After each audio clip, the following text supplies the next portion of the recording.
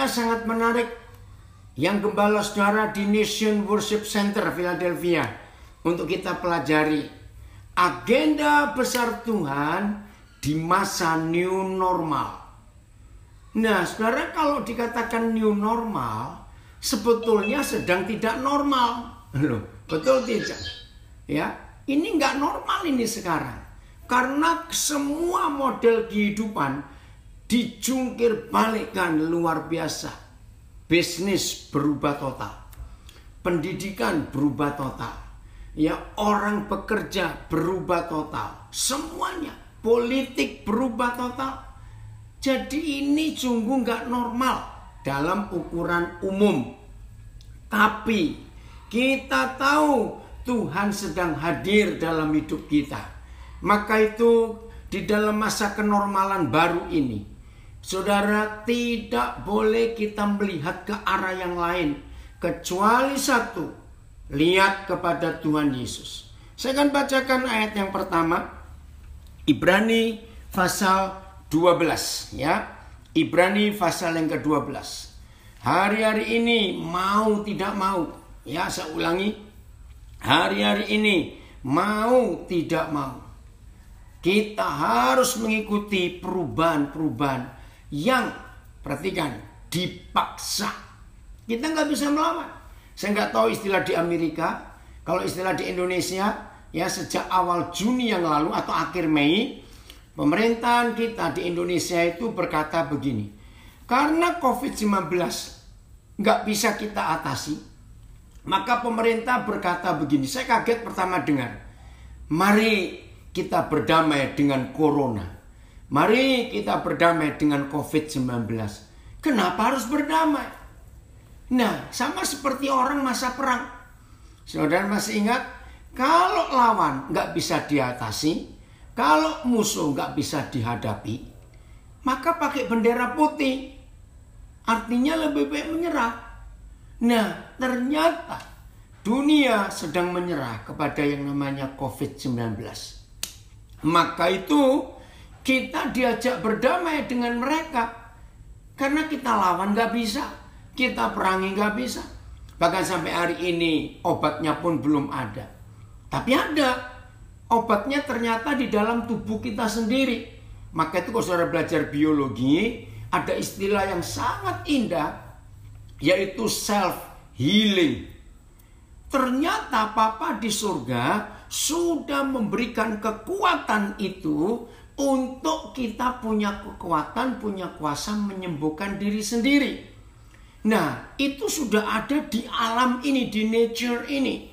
Contoh, kalau kita lihat ada pohon yang patah, sengaja maupun tidak, saudara, mereka nggak panik, diam aja di situ. Nanti akan tumbuh tunas yang baru. Nah, itu namanya self-healing. Begitu pula dengan dunia binatang. Kalau mereka sakit, ayo mikir mau pakai obat apa binatang. Ternyata Tuhan Maha Adil, Tuhan Maha Besar, Tuhan Maha Kuasa. Di dalam hidup para binatang itu ada self-healing yang bisa menyembuhkan diri sendiri. Jadi sebetulnya obat tidak ada, tapi ada di dalam tubuh kita. Nah, maka itu COVID-19 ini tidak ada obatnya. Orang yang masuk ke rumah sakit pun yang sudah positif, nggak ada obatnya. Paling vitamin. Tapi dengar, selalu dikatakan oleh semua tenaga medis, obatnya itu cuma imun. Ya, imun, kekebalan tubuhmu sendiri. Harus dibangkitkan. Nah, itu obatnya di dalam kita sendiri. Bukankah ini bukti bahwa Tuhan itu adil, Tuhan itu setia, Tuhan sayang kepada kita semuanya. Bahkan saudara, sejak awal Maret, ya, kalau kami di Indonesia itu mulainya Maret, ya. Saya ketakutan terus, ketakutan. Kenapa? Ngeri melihat itu. Bahkan ada berapa orang yang saya kenal itu meninggal gara-gara COVID. Bahkan kemarin sore saya dengar seorang anak saya lagi, ya, dia meninggal karena COVID-19 ini. Nah, tapi tanggal 22 April, saudara, terjadi sebuah kelepasan dalam hidup saya. Leganya luar biasa sejak awal Maret. Jadi hampir 2 bulan saya itu tertekan. Melihat keluarga-keluarga harus kehilangan orang-orang mereka kasih karena COVID-19. Ada apa? Ketika salah seorang anak kami yang positif, bahkan dirawat di rumah sakit hampir 3 minggu. Ngeri keadaannya. Dia sudah sembuh, pulang ke rumah. Nah, hampir 10 hari setelah dia pulang ke rumah, dinyatakan sembuh. Tahu-tahu tanggal 22 April itu dia dapat telepon dari seorang dokter yang merawat dia di rumah sakit umum daerah Tangerang. Apa yang didapat oleh dokter ini? Dan itu beritanya disampaikan kepada saya. Sejak hari itu saya bersukacita dengar. Saya percaya di Amerika juga sudah dipakai itu. Ternyata ada obat secara natur, secara alamiah, yaitu plasma darah. Ya, plasma darah orang yang sudah pernah positif dan sembuh. Ternyata plasma darah itu obat yang paling hebat. Saudara, saya kaget melihat itu. Luar biasa Tuhan kita. Apa itu plasma darah? Begini, kita dulu kan pernah luka. Apalagi waktu masih kecil, kita pernah jatuh, luka. Nah, ingat nggak?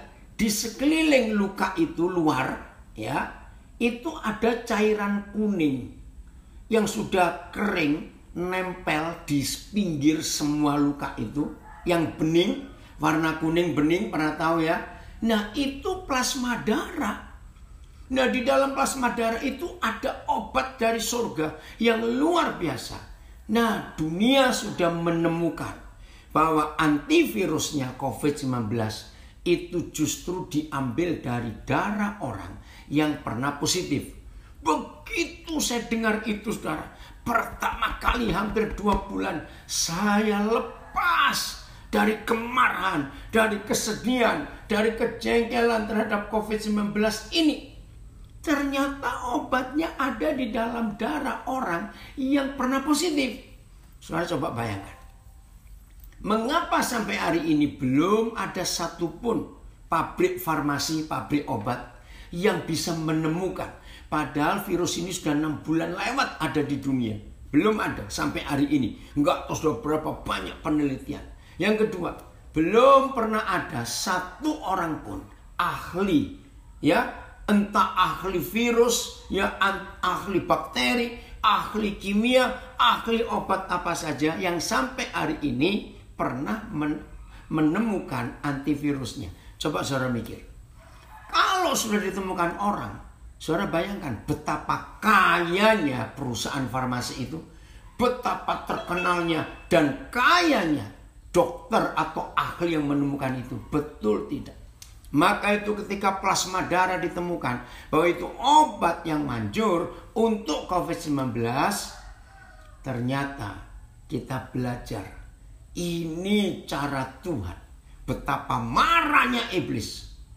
Mereka memberi penyakit, tapi Bapa di surga membalikkan dari yang negatif, dari yang positif itu, ya perhatikan, dari yang positif itu ternyata ada obat alamiah, obat gratis dari Tuhan.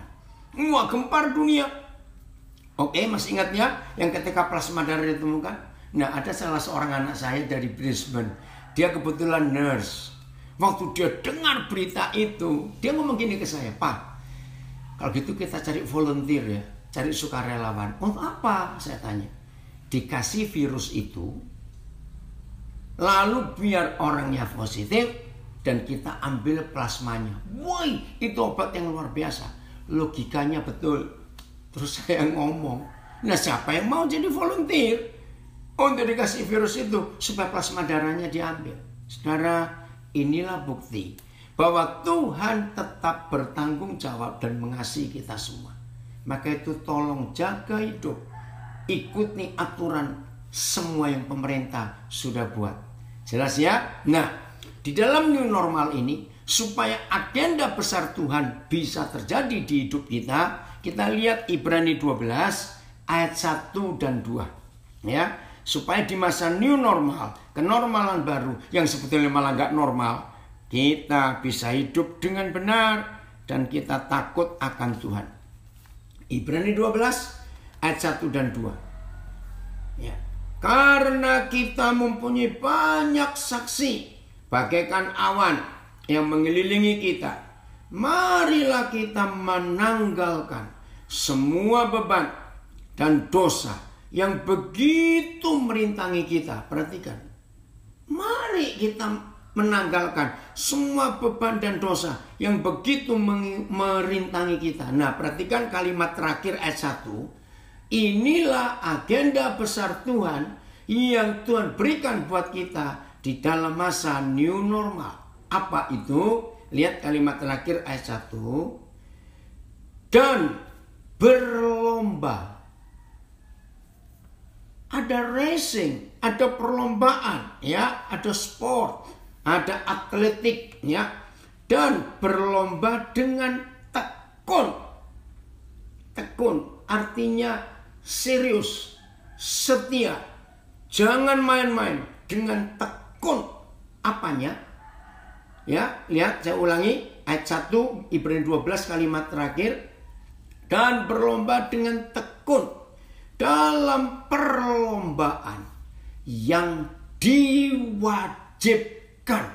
Garis bawahi, yang diwajibkan, ya, bagi kita, bagi saudara dan bagi saya.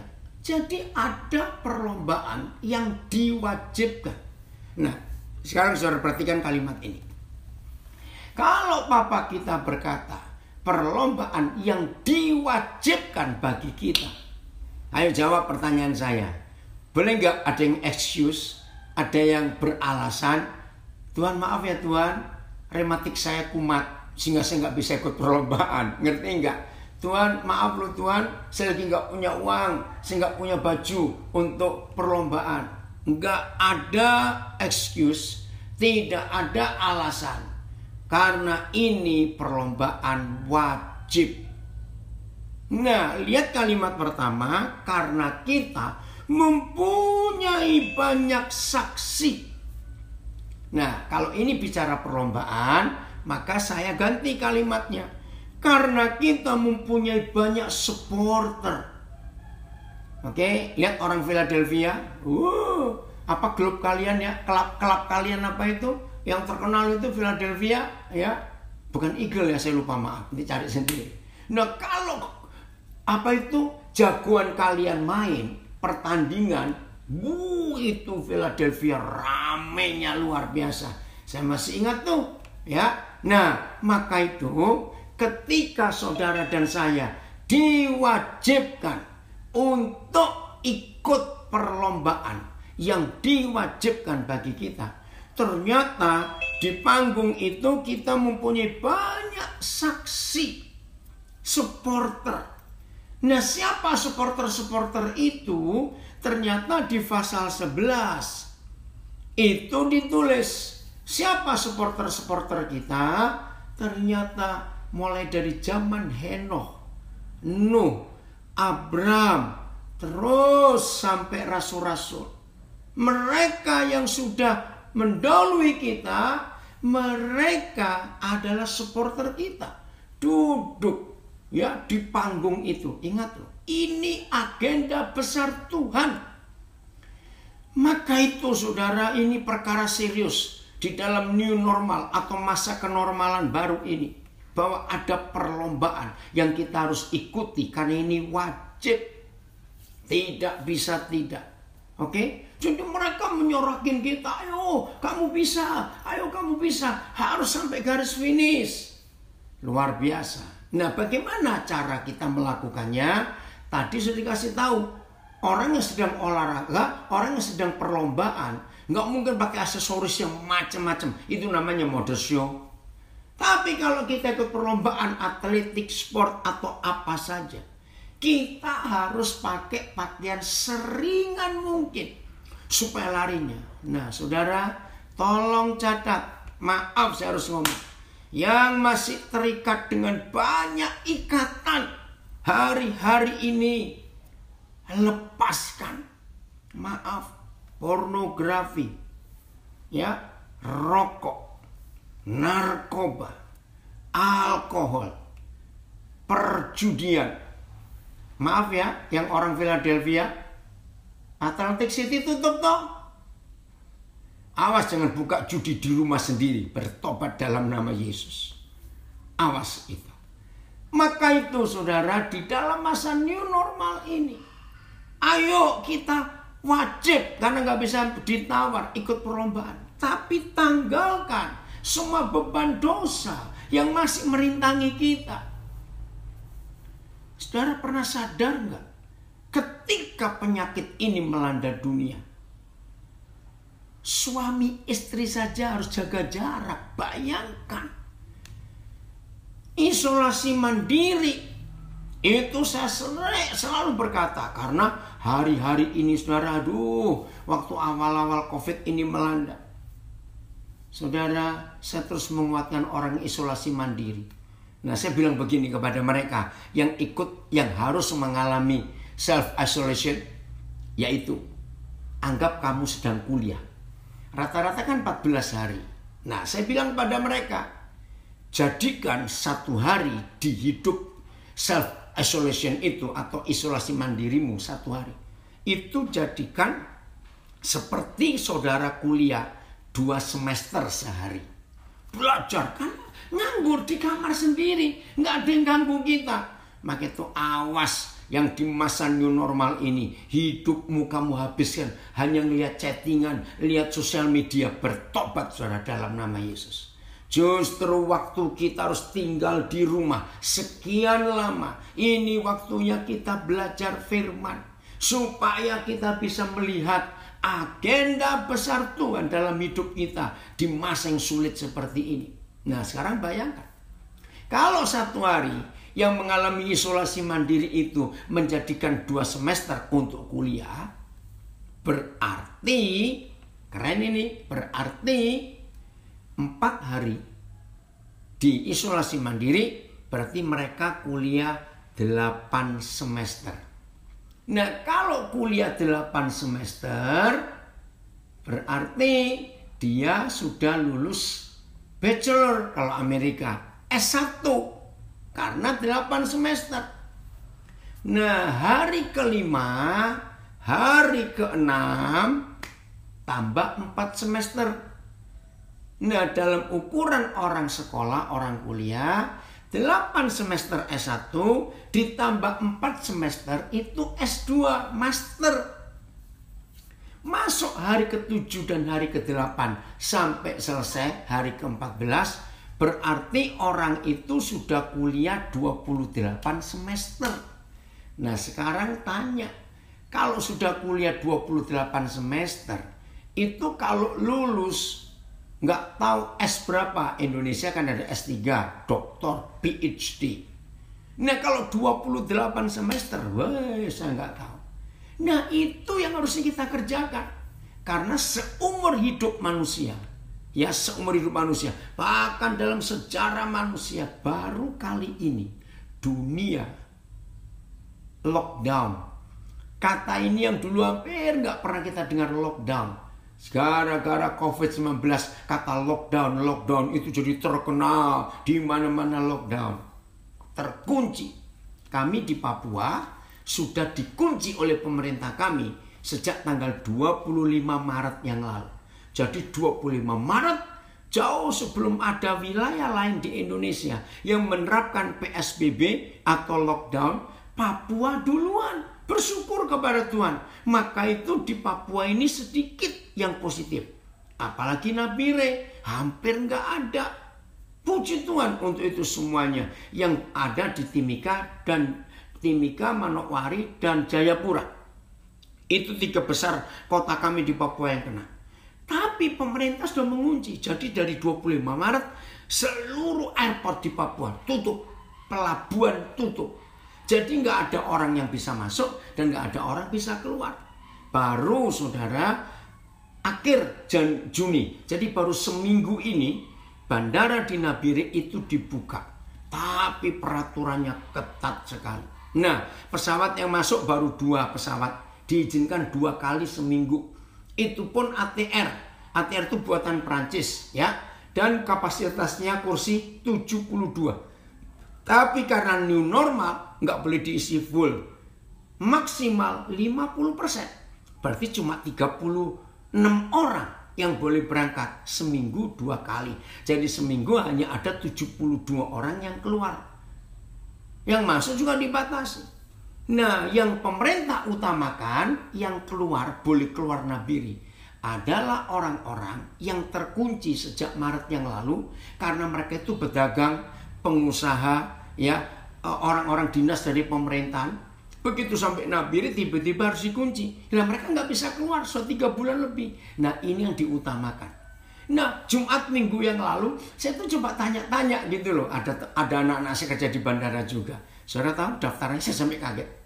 Yang daftar untuk keluar nabiri itu 1.100 sekian orang. Itu yang antri. Bayangkan seminggu cuma 72 orang boleh keluar. Nah, ini kali 1.000 lebih nunggu berapa lama? Aduh. Ngerti nggak cerita ini, saudara? Maka itu ini luar biasa, new normal. Kita harus ikuti peraturan ini.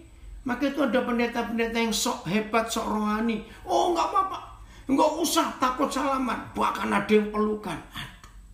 Maka itu lihat istilah klaster pertama. Hamba-hamba Tuhan yang meninggal disebut klaster Lembang. Itu akhir Maret, tanggal 22 Maret, hari Minggu itu gereja di Indonesia berduka. Karena sekian banyak hamba Tuhan, gembala-gembala hebat meninggal satu persatu gara-gara COVID-19. Karena nggak nuruti peraturan. Bukan sok hebat, tidak. Bukan tidak beriman, tidak. Ada yang ngajari bawa minyak urapan kemana-mana. Ngawur. Bukan itu. Ini musuh nggak kelihatan. Nah, maka itu kita perlu taati peraturan. Di dalam perlombaan itu ada peraturan-peraturan ketat. Nggak bisa sembarangan. Betul tidak? Tolong perhatikan ini. Maka itu di masa new normal, maka semua tata cara kebiasaan hidup kita berubah semua. Dan harus ikuti. Jadi itu persyaratan ikut perlombaan. Ada peraturannya. Oke? Ayat 2, Ibrani 12. Ini keren sekali. Maka itu masih terikat dosa. Stop. Di dalam masa new normal yang akan gagal di tengah jalan, kalau masih ada di antara kita yang belum menanggalkan semua dosa dan beban yang begitu merintangi kita, hati-hati untuk itu, saudara. Ayo kita tinggalkan semua beban dosa yang begitu merintangi kita berat. Puji Tuhan, Roh Kudus memampukan kita. Amin. Nah, ayat 2 sekarang. Begini cara kita melakukannya. Supaya agenda besar Tuhan itu segera terjadi di hidup kita. Ayat 2 ya, Ibrani 12. Marilah. Wah, ini ajakan. Marilah kita melakukannya. Nyanya apa? Perlombaan yang diwajibkan bagi kita tadi.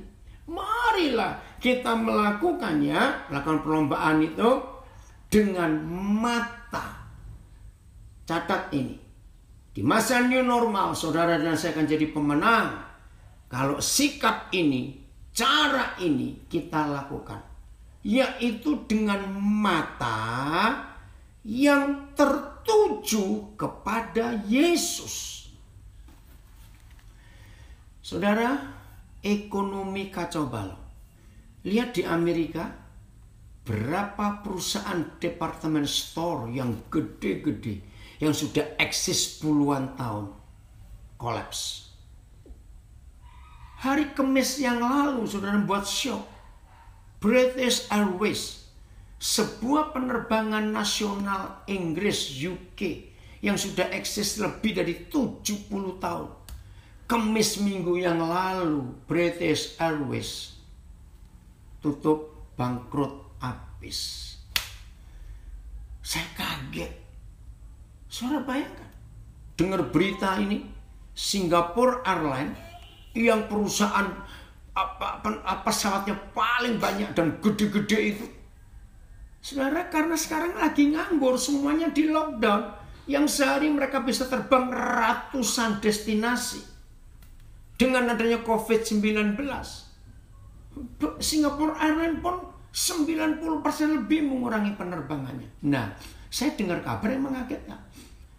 Terus pesawatnya itu kalau diparkir semua di Changi, ya airport Changi, yang sudah segitu gedenya, itu pun nggak cukup. Jadi Singapore Airlines menyewa sebuah tempat lahan kosong sekian ribu hektar di Northern Territory, Australia. Itu dekat Darwin dengan Cairns. Itu ada tanah luas disewa oleh oleh Singapore Airlines untuk markirkan pesawatnya yang ratusan itu jumlahnya. Bayangkan. Dulu ya, orang-orang tua bangga. Maaf, sedih memang. Dulu orang-orang tua bangga kalau anaknya bisa jadi pilot. Karena gagah, karena keren. Sekarang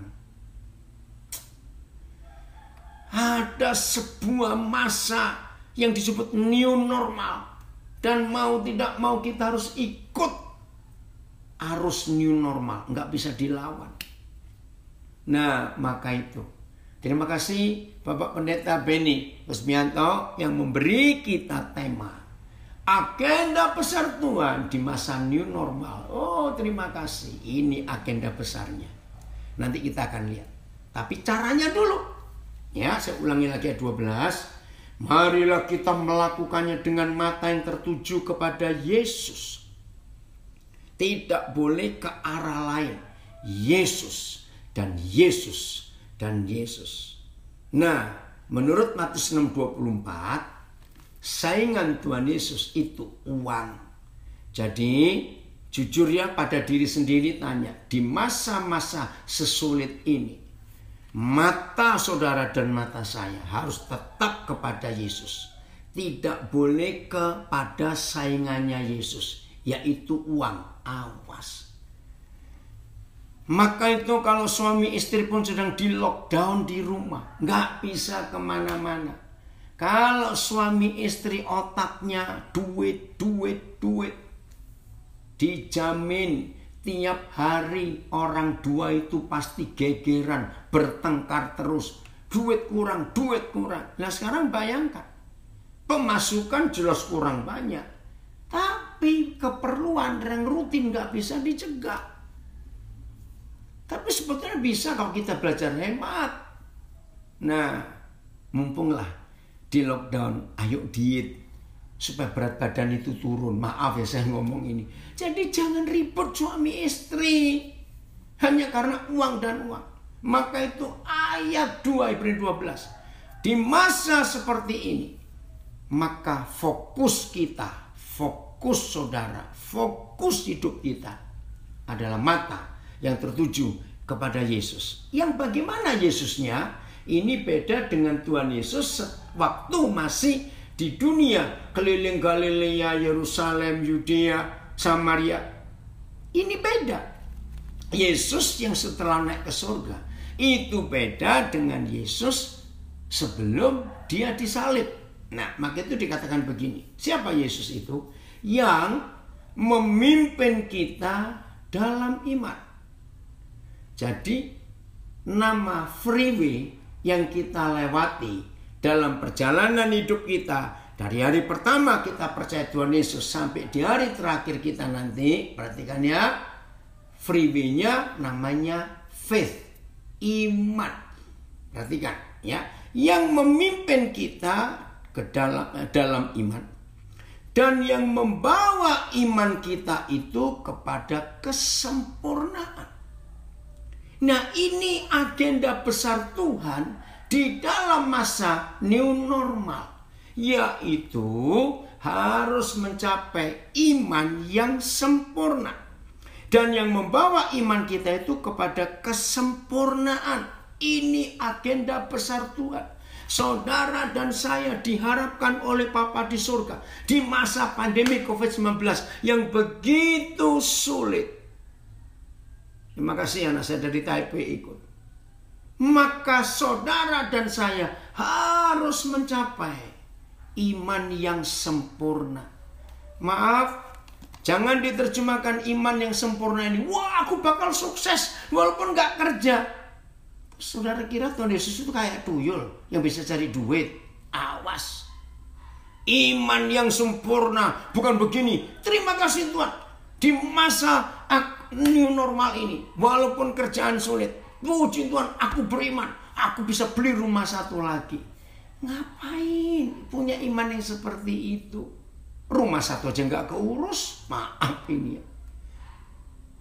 Iman yang sempurna bukan iman yang memaksa Tuhan untuk membuat kita jadi kaya dalam nama Yesus.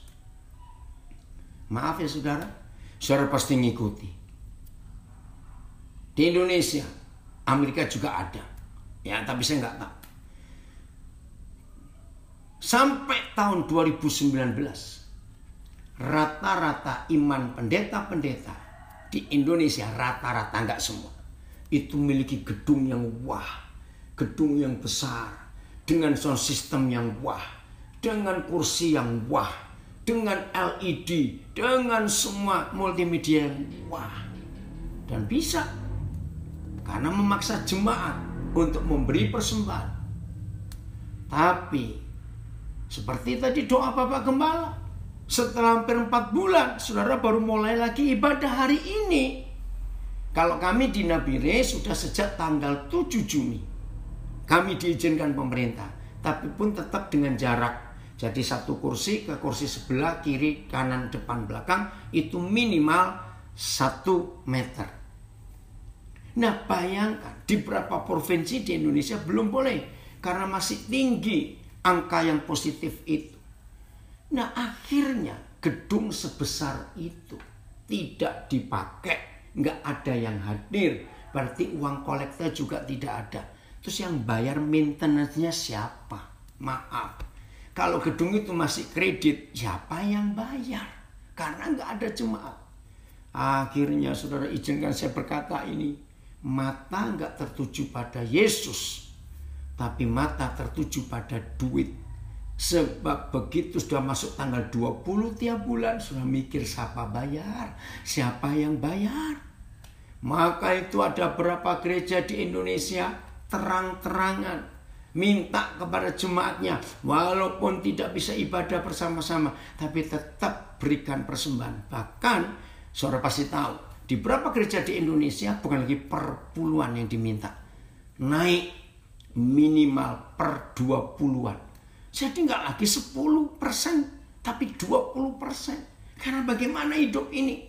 Nah di situ saudara kita melihat ternyata masa COVID-19, Yesus Tuhan, kepala gereja, sedang mengadakan pemurnian gerejanya. Dengan COVID-19 ini kelihatan betul mana gereja yang betul-betul milik Tuhan atau gereja yang milik seseorang. Saudara, ayo kita perhatikan. Begitu pula hamba Tuhan, maaf, kelihatan sekali yang hidup untuk melayani. Kelihatan di masa-masa seperti ini. Maka itu ada di sosial media. Bagaimana keluhan mereka hamba-hamba Tuhan yang hidupnya itu melayani untuk hidup. Maaf saya kebalik.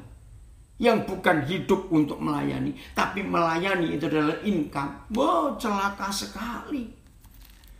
Saudara, ayo mulai hari ini agenda besar Tuhan di masa new normal.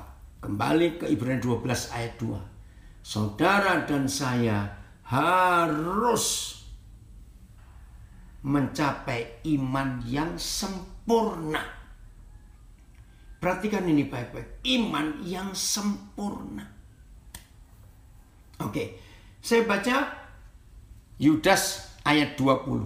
Ya, Yudas ayat 20. Yudas itu nggak ada pasalnya, ya. Jadi cuma satu pasal, ayat 20. Ya. Nah, inilah agenda besar Tuhan untuk kita. Maka itu jangan ikut-ikutan ya. dengan keadaan-keadaan yang ada. Yudas ayat 20. Akan tetapi kamu, saudara-saudaraku yang kekasih, bangunlah dirimu sendiri di atas dasar imanmu yang paling suci. Ini satu-satunya ayat dalam seluruh Alkitab yang memberitahu kita bahwa ada iman yang paling suci. Perhatikan, saya ulangi lagi ya, Yudas ayat 20. Akan tetapi kamu, saudara-saudaraku yang kekasih, bangunlah dirimu sendiri di atas dasar imanmu yang paling suci. Dan berdoalah dalam Roh Kudus. Saudara, perhatikan, kalau ada iman yang paling suci, berarti ada iman yang suci. Ada iman yang setengah suci, ada iman yang tidak suci. Maaf, bahkan ada iman yang najis. Maaf. Saudara, di tengah-tengah pandemi COVID-19 ini, ada beberapa gereja, saya nggak tahu dari mana idenya. Maaf ya, saya harap yang di Philadelphia jangan terpengaruh dengan keanehan-keanehan beberapa gereja di Indonesia. Tolong saya minta dalam nama Yesus. Gampang sekali gereja Indonesia di luar Indonesia yang tersusupi iman yang tidak suci. Apa itu? Maaf, saya harus ngomong. Salah satu bentuk iman yang tidak suci, Yesus plus. Perhatikan, Yesus ditambah. Nah, pasti tanya, kok ada? Ada.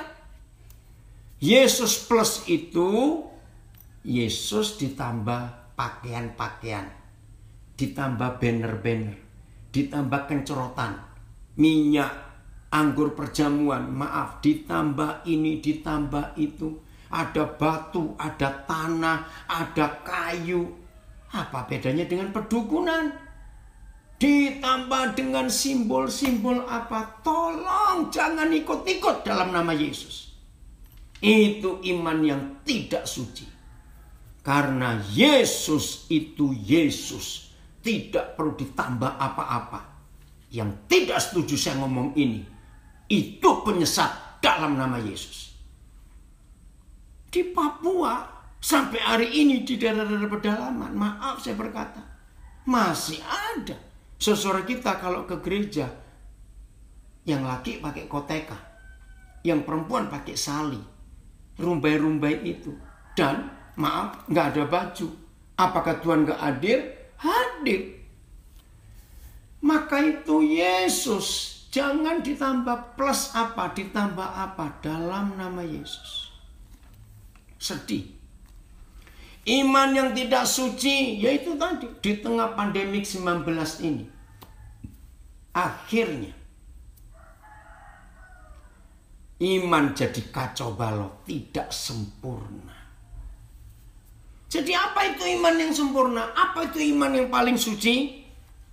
Nah, ayo kita buka.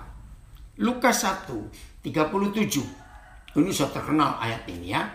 Nah, inilah iman yang tidak suci itu, menyalahgunakan ayat-ayat Alkitab.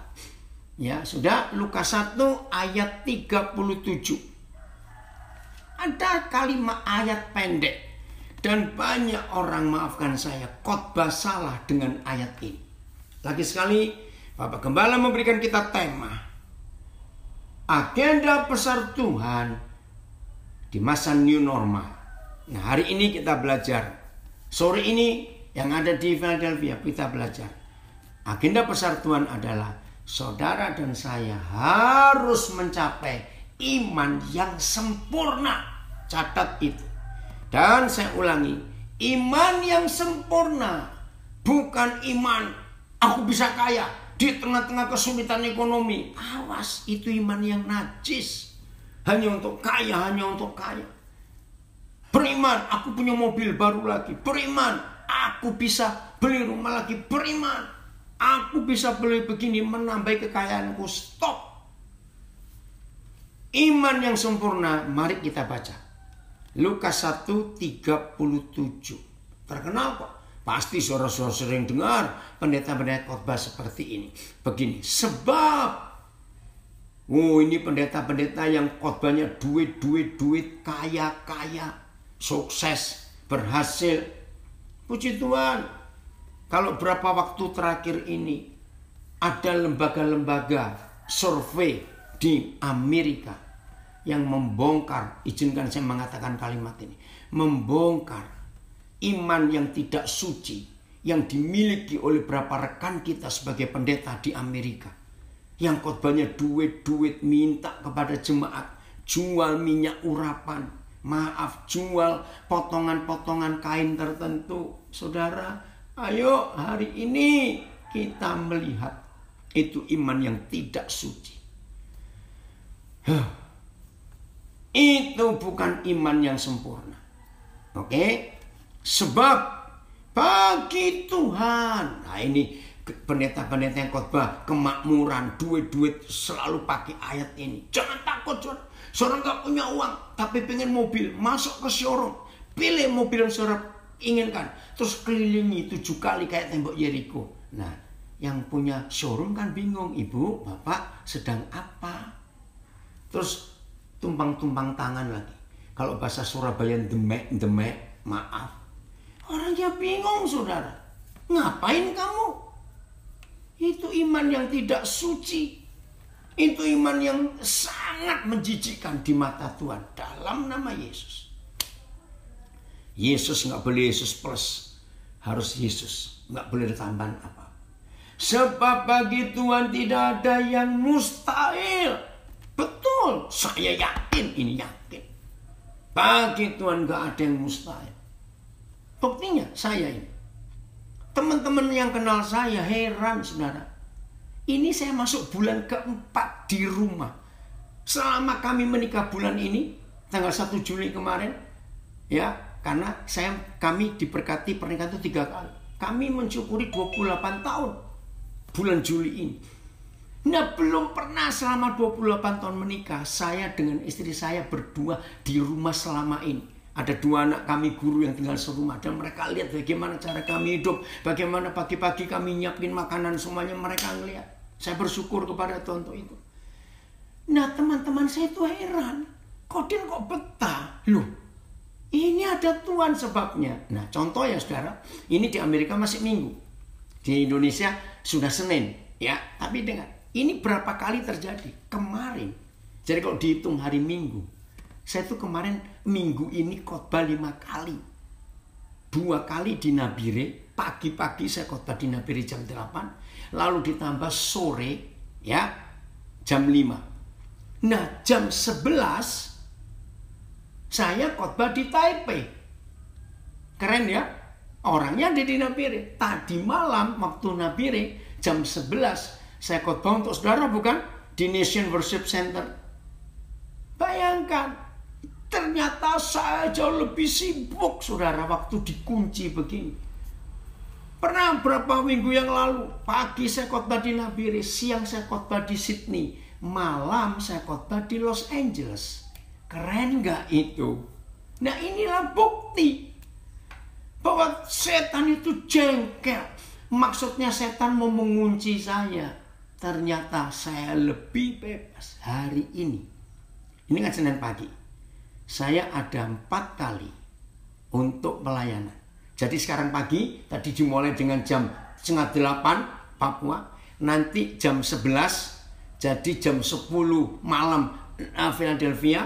Saya harus sharing via Zoom 2 kali untuk hamba-hamba Tuhan di desa-desa.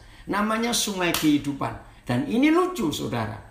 Ini sejak akhir April saya ikut. Setiap Senin, Rabu, Jumat. Seminggu 3 kali. Ini hamba-hamba Tuhan di desa-desa. Mau dengar. Nah lucunya begini, maaf ya. Saya cuma cerita. Saya khotbah via Zoom.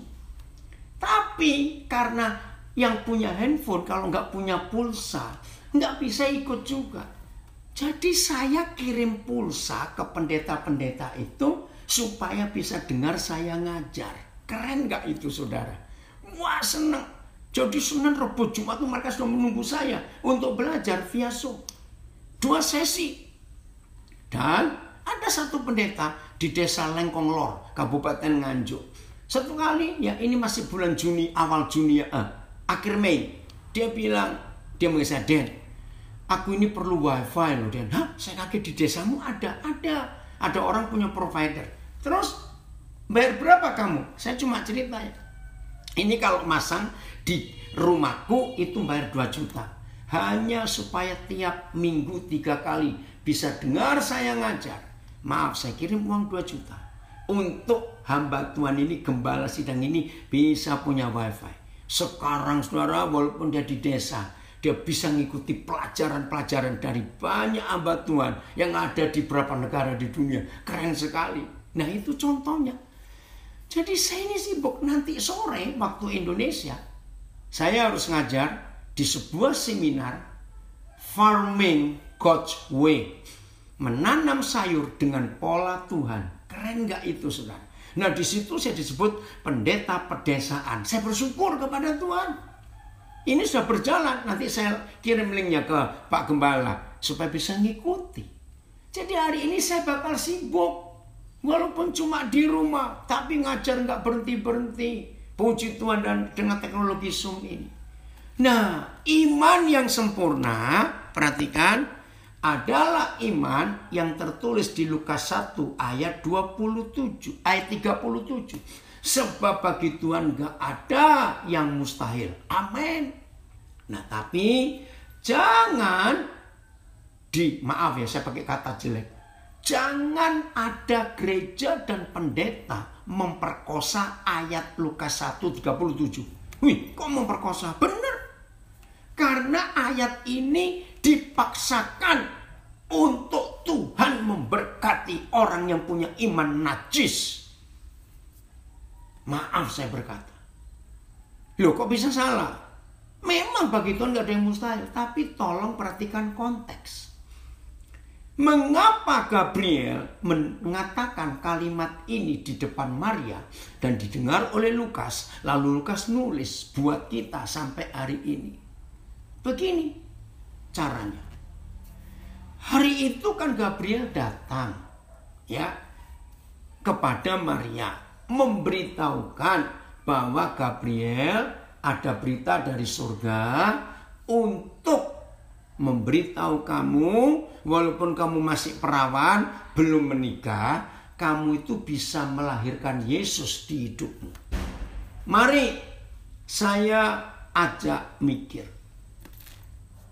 Kita juga, ingat ya, target Tuhan, agenda besar Tuhan kepada kita di masa new normal harus iman yang sempurna. Dan iman yang sempurna bukan membuat kita jadi kaya raya, walaupun lagi masa sulit ekonomi seperti ini, tidak. Iman yang sempurna, saudara dan saya harus bisa menjadi sama seperti Yesus. Oke, jangan tutup Lukas 1, nanti kita kembali.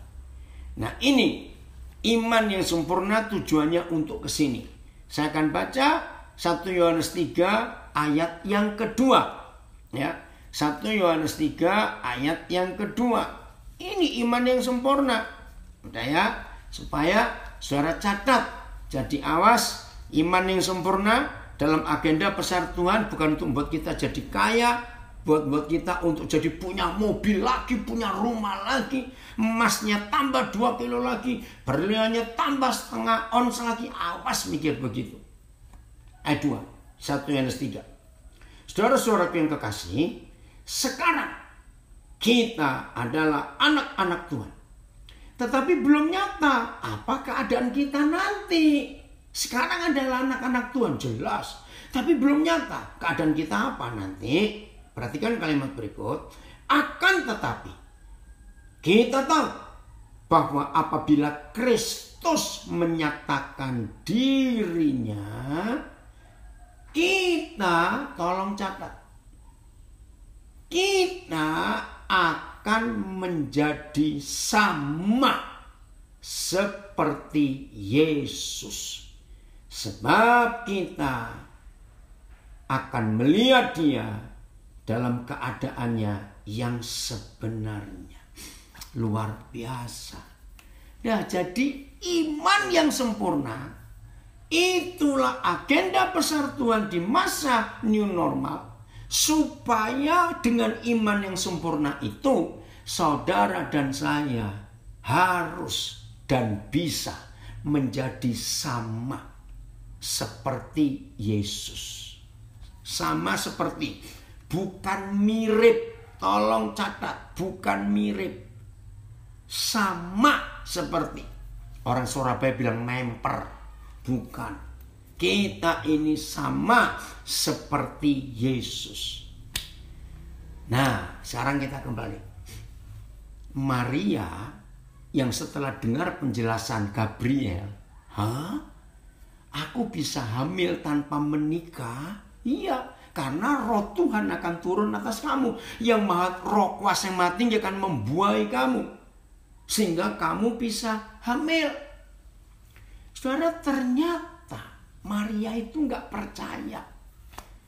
Ayo, kita pun, kita pun bisa percaya dengan mudah nggak bahwa suatu hari kita akan jadi sama seperti Yesus? Kalau hari-hari ini kita ngomong menjadi sama seperti Yesus, nanti malaikat buat paduan suara, pret. Model begini kok bisa jadi sama seperti Yesus? Memper aja enggak, mirip aja enggak. Fakta bukan? Itu manusia kita. Tapi saudara dan saya punya iman yang sempurna. Dan ditambahi, sebab bagi Tuhan enggak ada yang mustahil. Berarti agenda besar Tuhan di new normal ini, mari kita berlomba-lomba. Catat. Ini tadi Ibrani 12 ayat 1. Kita diwajibkan ada di dalam sebuah perlombaan. Catat itu.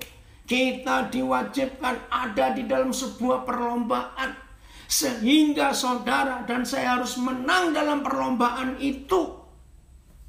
Apa perlombaannya? Garis finishnya itu di mana? Ternyata garis finishnya itu adalah saudara dan saya ditentukan dari semula. Itu Roma 8:29. Ditentukan dari semula supaya saudara dan saya menjadi sama seperti Yesus. Nah, datanglah firman Tuhan karena buat kita mustahil. Ayo ngaku.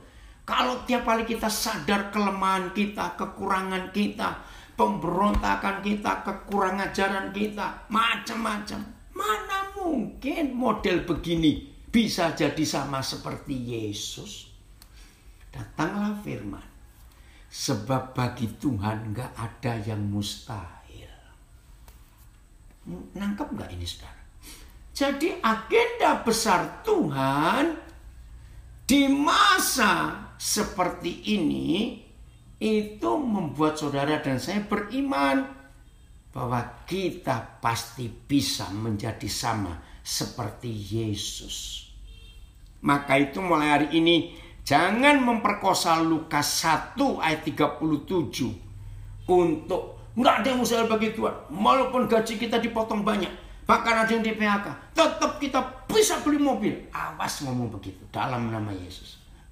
Tapi di masa pandemi COVID-19 ini, milikilah iman yang sempurna bahwa Yesus Tuhan bisa nyata lewat hidup kita 100%. Kita menjadi sama seperti Yesus. Amin. Nah, setelah Maria dengar penjelasan itu, luar biasa. Lihat ayat 38, dia ngomong apa? Maka itu kita harus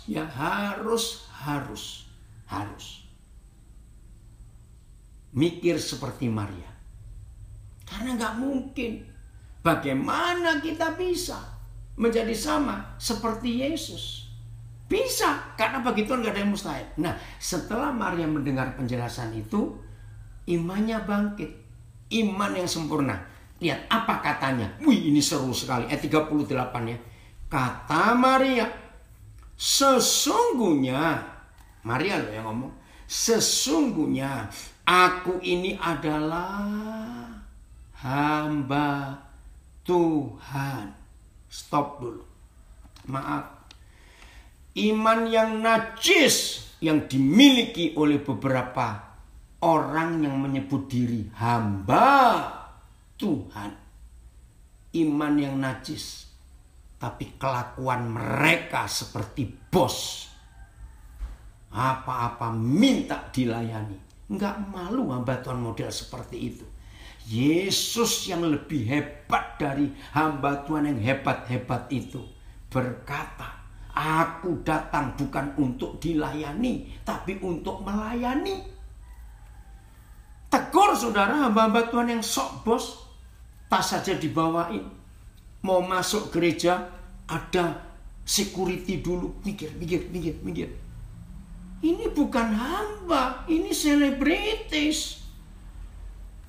Duduk suka kayak raja. Tisu datang sendiri. Gelas minum datang sendiri. Maaf. Ini bukan hamba Tuhan. Ini iman yang najis. Hamba Tuhan kok model begitu. Maaf saudara. Bertobat. Dengar ya. Jangan ikut-ikutan. Hamba itu melayani. Bukan dilayani. Kalau ada orang-orang pendeta seperti itu, stop. Jangan sebut hamba. Bos. Itu yang betul. Maaf ya. Ini yang harus kita tahu dalam hidup kita. Lalu apa kelanjutannya? Inilah yang menarik. Ya, inilah iman yang sempurna. Inilah agenda besar Tuhan di masa new normal nanti. Saya ulangi 38. Kata Maria, sesungguhnya aku ini adalah hamba Tuhan. Jadilah padaku menurut perkataanmu itu. Woi, ini luar biasa. Dengar ya. Saudara tahu nggak resikonya setelah Maria ngomong ini? Kalau kita baca enteng saudara. Jadi Maria itu beriman setelah dengar penjelasan dari Gabriel bagaimana dia bisa hamil. Maka itu Tuhan meyakinkan sebab bagi Tuhan Maria nggak ada yang mustahil. Saya ulangi lagi, buat kita sangat mustahil. Model seperti ini bisa jadi sama seperti Yesus. Mustahil enggak? Ya jelas. Tapi bagi Tuhan tidak ada yang mustahil. Artinya saudara, kita pasti bisa jadi sama seperti Yesus. Itu iman yang sempurna. Dan itu agenda besar Yesus Tuhan di masa new normal ini. Jadilah padaku seperti yang kau katakan. Sebab aku ini hamba Tuhan. Adakah saudara punya iman seperti itu? Nah yang menarik saudara. Saya nggak tahu ya saudara pernah tahu nggak kalimat terakhir ini menarik. Kalimat terakhir Lukas 1:38. Lalu malaikat itu meninggalkan Maria. Begini pertama saya belajar. Ya pasti. Malaikat yang harus pergi kembali ke surga. Karena tugasnya sudah selesai. Tapi kenapa ditulis implisit? Lalu malaikat itu, Gabriel itu meninggalkan Maria. Maka itu belajar. Kalau Matius 5:17-18, Yesus berkata, ya Yesus berkata bahwa tidak, dengar ya, ini perkataan Tuhan Yesus yang luar biasa yang kita harus imani dalam hidup kita masing-masing. Matius 5:17-18. Satu titik dari firman Tuhan itu tidak akan berlalu. Amin. Yaitu harus digenapi. Satu titik, satu iota tanda baca. Lah ini satu kalimat panjang. Lalu malaikat itu meninggalkan Maria. Setelah malaikat itu dengar, jadilah padaku seperti yang kau katakan, karena aku ini hamba Tuhan. Saudara tahu nggak? Kenapa ditulis? Ternyata begini jawabannya, ya. Yang nggak setuju juga nggak apa-apa, kan memang nggak ada. Cuma saya mikir pakai logika anak-anak. Karena malaikat itu sendiri mikir, ini gadis ini nekat loh, mau mati ini. Karena hukum zaman itu beda, beda dengan zaman sekarang. Betul tidak? Zaman itu berzina mati, hamil di luar nikah mati. Nah, malaikat ini mikir, gadis ini kok nekat. Nah, daripada dia berubah pikiran, kalau aku nungguin di situ, Lebih baik aku cepat-cepat pergi. Sama bukan? Kalau saudara ngomong dengan seseorang hal yang berat, tapi orang itu setuju, nah sebelum dia berubah pikiran, tinggalin dulu orang itu, supaya nggak berubah pikiran. Lucu nggak firman ini? Maka itu ditulis, firman ini ditulis, lalu malaikat itu pergi. Jadi hari ini saudara, di masa new normal, ada agenda besar Tuhan dalam hidup saudara, hidup saya. Jadi sama seperti Yesus. Bagian terakhir, Matius 5:48. Wah, ini lebih berat lagi. Tapi ini firman Tuhan. Matius 5:48. Inilah agenda besar Tuhan buat gerejanya di masa new normal. Ya, Matius 5:48. Tolong perhatikan. Karena itu, yang ngomong Tuhan Yesus. Karena itu haruslah kamu sempurna. Sama seperti Bapamu yang di surga adalah sempurna. Iman yang sempurna. Yang membuat saudara dan saya punya tingkatan iman. Yaitu model begini pun bisa jadi sama seperti Yesus. Apalagi Matius 5:48. Wah, lebih keren lagi. Betul tidak saudara? Yaitu kita harus sempurna sama seperti Bapa yang di surga adalah apa? Sempurna. Jelas ya? Maka itu mari mulai hari ini saudara, kita tidak boleh santai-santai. Nah, ayat terakhir. Sebagai seorang olahragawan, atlet, yang kita diwajibkan ikut perlombaan, ini ayat yang terakhir, ada syarat-syarat yang surga berikan kepada kita. 1 Korintus 9, ya, 1 Korintus 9 mulai ayat 24 sampai 27. Ini yang terakhir. 1 Korintus 9 ayat 24 sampai 27. Begini firman Tuhan. Tidak tahukah kamu bahwa dalam gelanggang pertandingan semua peserta turut berlari, semua. Tetapi bahwa hanya ada satu orang saja yang mendapat hadiah.